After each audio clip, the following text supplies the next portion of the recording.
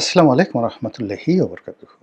সম্মানিত দর্শক, নির্বাচনের আগের ৩টি গুরুত্বপূর্ণ দিন, অর্থাৎ নির্বাচন যদি ১১ তারিখে হয়, তাহলে আমি ৯, ৮, ৭ এই ৩ দিনের সম্ভাব্য কিছু ঘটনা বলি এবং এই ৩ দিনের আগে পরের কিছু ঘটনা বলি, যা কিনা সম্ভাব্য হতে পারে আবার নাও হতে পারে। আর এগুলো হলে কী হবে কিংবা না হলে কী হবে, এই বিষয়গুলো নিয়ে আমি আমার নিজস্ব চিন্তা চেতনা থেকে যেটি ভালো মনে হয় সেটি আপনাদের নিকট উপস্থাপন করব। প্রথমত, নির্বাচন যদি ১১ তারিখে হয়, তাহলে আমি কেন ৯ তারিখকে টার্গেট করলাম?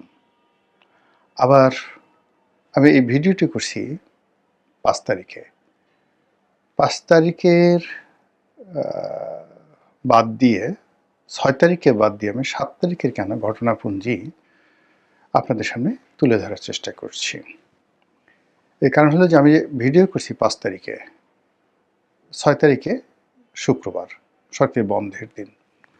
আমাদের দেশে শুক্রবারে কেয়ামত হয় বা কেয়ামত হবে। এছাড়া সাধারণত বাংলাদেশে শুক্রবারে বড় কোনো ঘটনা ঘটে না। শনিবারে ৭ তারিখ, রোববারে ৮ তারিখ, আর সোমবারে ৯ তারিখ, মঙ্গলবারে ১০ তারিখ, বুধবারে ১১ তারিখ। বুধবারে আপনাদের হলো ইলেকশন। তো বুধবারের আগে হলো মঙ্গলবার, তার আগে সোমবার। কোন ৩টি দিন নিয়ে আপনাদের সঙ্গে আলোচনা করব? শনিবার, রবিবার, সোমবার। এখানে ৩ দিন ৩ রাত, মূলত ৭২ ঘন্টা। এই ৭২ ঘন্টাকে আমার কাছে মনে হচ্ছে দম বন্ধ করা একটি ঘটনা। কী ঘটতে পারে, কেন ঘটতে পারে সে বিষয়গুলো বলবো। তার আগে প্রকৃতির কিছু লীলাখেলা বা ইতিহাসের কিছু লীলাখেলা আপনাদেরকে বলি। যখন দেখবেন যে বড় কোনো দুর্ঘটনা ঘটে কিংবা প্রকৃতিতে বড় কোনো পরিবর্তন আসে কিংবা কালবৈশাখী আসবে, ঘূর্ণিঝড় আসবে, সুনামি আসবে, তার আগে নির্দিষ্ট পরিমাণ আগে কতগুলো লক্ষণ প্রকৃতিতে ফুটে ওঠে এবং সেই লক্ষণগুলো আপনারা কম বেশি সবাই জানেন। আপনার সুনামির আগে, কালবৈশাখীর আগে প্রকৃতি অনেকটা নিস্তব্ধ হয়ে যায়, বাতাস প্রবাহিত হওয়া বন্ধ হয়ে যায়। তারপর চারিদিক থেকে কেমন যেন একটা শি শি শি শি, মানে অকারণ আওয়াজ আপনি দেখতে পাবেন বড় কোনো দুর্ঘটনার আগে। তো সেই দিক থেকে যদি ১১ তারিখে খুব ভালো একটি নির্বাচন হয়, আপনি চারিদিকে একটা মুখরিত অবস্থা দেখতে পাবেন, গুনগুন গুনগুন আওয়াজ, প্রকৃতিতে একটি সঙ্গীত, এবং এই সঙ্গীতটা বাজতে থাকবে এই শনিবার থেকে, শনি, রবি, সোমবার, এবং সেই সঙ্গীত কেউ থামাতে পারবে না। জামাত জামাতের মতো গাইবে, বিএনপি বিএনপির মতো গাইবে, এবং সবার মধ্যেই এই একটা তাড়াহুড়া থাকবে, একটা আবেগ থাকবে, একটা উচ্ছ্বাস থাকবে, একটা আনন্দ থাকবে, তার সঙ্গে সঙ্গে একটা টেনশন থাকবে, নিজে বিজয়ী হওয়ার বা পরাজিত হওয়ার, প্রতিপক্ষের বিজয়ী হওয়ার বা পরাজিত হওয়ার একটা আনন্দ এবং উচ্ছ্বাস, ভয় এবং আশা, যেটিকে বলা হয় খৌফ, ভয়, খৌফ এবং রিজ্জা। এই দুটো জিনিসের একটা সমন্বয় ঘটতে থাকবে। আর যদি ধরুন নির্বাচনে কোনো অশনির সংকেত থাকে, আপনি দেখবেন যে শনিবার থেকেই সব কিছু নীরব হয়ে গেছে, কোথাও কোনো গুনগুনানি নেই, মানুষ খুব সতর্কভাবে পা দিচ্ছে, আর রাস্তাঘাটে চলাফেরা ভীষণ রকম কমে গেছে। শনিবার থেকে রাস্তাঘাটে লোকজন চলাফেরা কমে যাবে, রবিবারে আরও কমবে, সোমবারে আরও কমবে, মারাত্মকভাবে কমবে।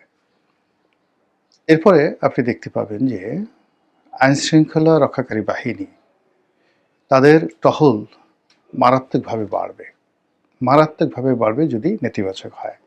আর যদি ইতিবাচক হয় তাহলে আপনি আইনশৃঙ্খলা রক্ষাকারী বাহিনী তাদের উপস্থিতি থাকবে কিন্তু আপনি টের পাবেন না। আপনার কাছে এটা দৃশ্যমান হবে না। এর কারণ হলো লোকের লোকারণ্য থাকবে। তো বহু সংখ্যক লোকের মধ্যে দৌড়াদৌড়ি, ছুটোছুটি, ঝাপাঝাপির মধ্যে, আনন্দের মধ্যে, গুঞ্জনের মধ্যে মিলিটারি গাড়ি কটা এলো, পুলিশি গাড়ি কটা গেল, আনসার কী করলো, ভিডিপি কী করলো, এগুলো নিয়ে আপনার চিন্তা করার কোনো সময় থাকবে না। ঘরে ঘরে ঘরে ঘরে প্রার্থীদের যারা লোকজন রয়েছে শেষ সময়টাতে তাদের অত্যাচারে আপনি অতিষ্ঠ হয়ে পড়বেন। প্রত্যেকটা লোক আপনার ঘরে ঘরে যাবে। কিন্তু এর যদি বিপরীত ঘটনা কোনো কিছু হয়, ঘরে কেউ যাচ্ছে না। আপনি নিশ্চিত ঝিম মেরে থাকতে পারেন যে খবরাখবর আপনার জন্য ভালো হবে না। অন্য একটা বিষয় রয়েছে। সেই বিষয়টা হলো এই পৃথিবীতে মানুষের মুখ দিয়ে যা বের হয় প্রকৃতি তাই ঘটিয়ে দেয়। কখনো এমন কোনো ঘটনা ঘটেনি যে ঘটনা ঘটার পর সকল মানুষ আশ্চর্য হয়ে গেছে। যেমন ধরুন শেখ হাসিনার পতন হলো। বহু মানুষ বলেছে যে এর পতন হবে এবং তাকে পালিয়ে যেতে হবে। তো সে যখন নিজে শেখ হাসিনা এর দ্বারা কতটা প্রভাবিত হয়েছেন যে তিনি নিজে বলতে বাধ্য হয়েছেন তিনি পালাবেন না, তার আশেপাশের লোকজন তারা বলেছে যে পালাবে না, আওয়ামী লীগের অস্তিত্ব থাকবে না, আওয়ামী লীগের অফিস খোলার মতো কোনো লোক থাকবে না। বলেন তো এই কথাগুলো কি 2014 সন থেকে ঘাটে পথের সমস্ত মানুষ বলেনি? সবাই বলেছে এবং সেই ঘটনা ঘটে গেছে। বঙ্গবন্ধু মারা যাবেন, সপরিবারে নিহত হবেন, এটা না বললেও তিনি মারা যাবেন। তার মানে পরিষদ বর্গ, তার নিজের আত্মীয় স্বজন, বিশেষ করে তার ভাই, অন্যান্য যারা আছেন নিকট আত্মীয়, আমি নাম বললাম না, এদের অত্যাচারে, জুলুমে মানুষ অতিষ্ঠ ছিল, ভীষণ রকম অতিষ্ঠ ছিল। ফলে কি হলো, যে যার অবস্থান থেকে বলতেন যে সর্বনাশ ঘটবে, নির্বংশ হবে, অপঘাতে মারা যাবে। এই সমস্ত কথাবার্তা কিন্তু ৭৩ সন থেকেই বলা শুরু হয়েছিল। প্রকৃতিতে সেই ঘটনা ঘটে গেছে। জিয়া রহমানের ক্ষেত্রে প্রযোজ্য। জিয়া রহমানের ক্ষেত্রে একটার পর একটা মিলিটারি কু হলো, আর অন্য যে ঘটনাগুলো হলো, সবাই আফসোস করতো না জানি কখন মরে যায়। সেই ঘটনাই ঘটল। এরপরে অন্যান্য যারা আছে, প্রেসিডেন্টের সাথ, জিয়াউর রহমান সাহেব, তাদের কথা বাদ দেন, বেগম জিয়ার কথাই চিন্তা করেন। এখন বেগম জিয়ার যে রাজকীয় জীবন, সেই রাজকীয় জীবনের সঙ্গে তার যদি মৃত্যু, অনেক মানুষ জানাজায় হাজির হয়েছেন, কিন্তু মৃত্যু পূর্ব সময় তার যে নিঃসঙ্গতা, তার যে অসুখ, তার যে বিসুখ, তার যে কষ্ট, তার চোখের সামনে তার যে মনোবেদনা, সব কিছু তিনি একেবারে গাছ পাথর হয়ে গিয়েছিলেন, শোকে মুহ্যমান হয়ে গিয়েছিলেন। তো সেই মানুষটি মৃত্যুর আগে একবার দুইবার তিনি শুধু হেসেছিলেন শেখ হাসিনার পতনের পর। এই যে জীবনের ট্র্যাজেডি, এই ট্র্যাজেডির কারণটা কি?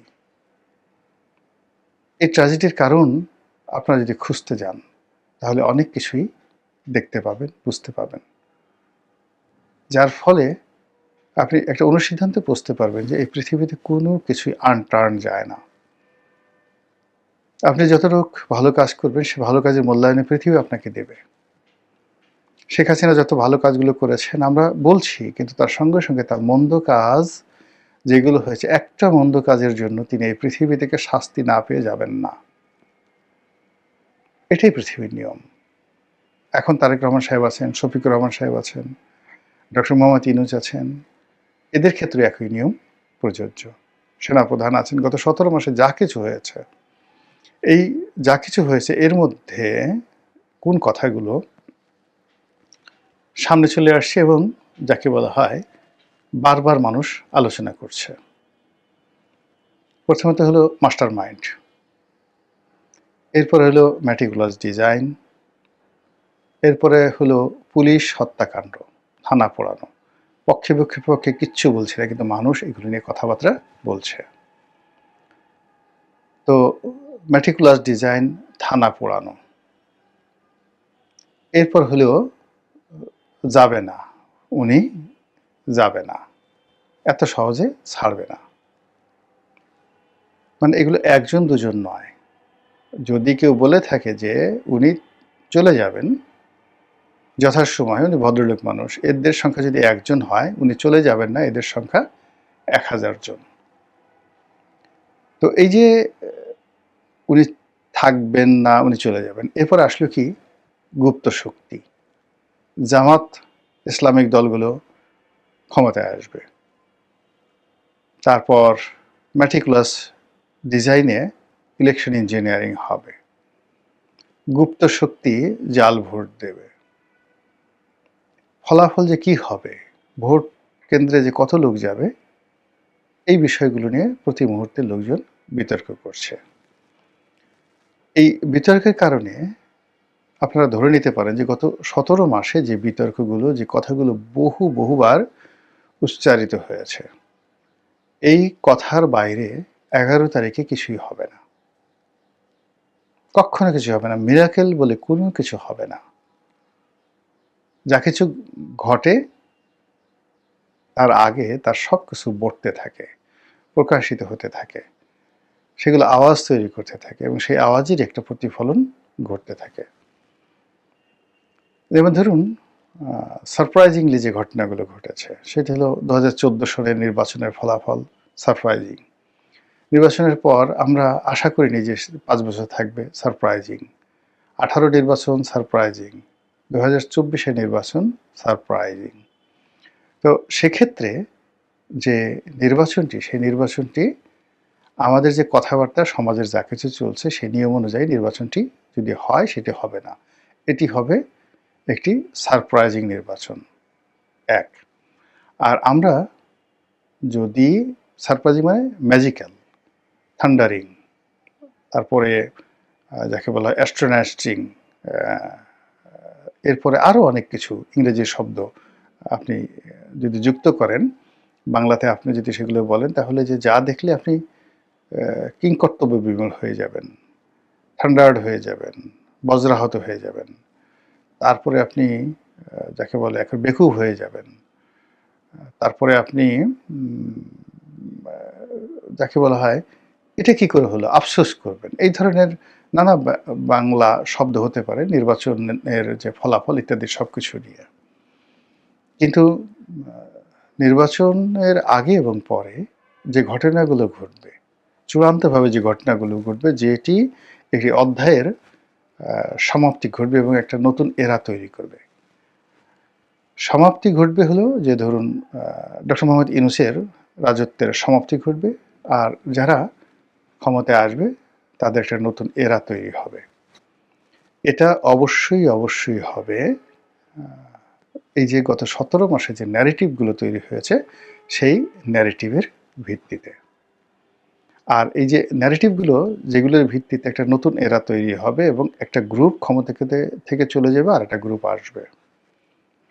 এদের এই সমস্ত রসায়নগুলো, কাটাকাটিগুলো, গুতোগুতিগুলো, এদের যে পর্দার আড়ালের সমস্ত খেলাধুলাগুলো, যা কিছু সম্ভব সব কিছু এই 3 দিনে, মানে শনিবার 7 তারিখ, 8 তারিখ, 9 তারিখ, রবিবার, সোমবার, এই 3 দিনের মধ্যে এই জিনিসগুলো অবশ্যই ঘটবে।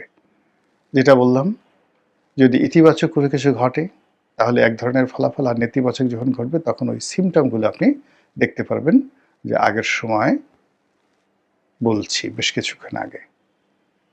মহান আল্লাহ সকল দুর্ভোগ দুর্দশা থেকে, অজানা আশঙ্কা থেকে, ভয় এবং ভীতি থেকে, এবং এই পৃথিবীর অনিষ্ট থেকে, অশরীরী আত্মাদের অনিষ্ট থেকে, শয়তানের অনিষ্ট থেকে, এবং নফসের অনিষ্ট থেকে, এবং মহান আল্লাহর ক্রোধ থেকে আমাদের সবাইকে, আমাকে সহ, আমার পরিবার সহ আপনাদের সবাইকে রক্ষা করুন, হেফাজত করুন। আসসালামু আলাইকুম রহমতুল্লাহি ওয়া বারাকাতুহু।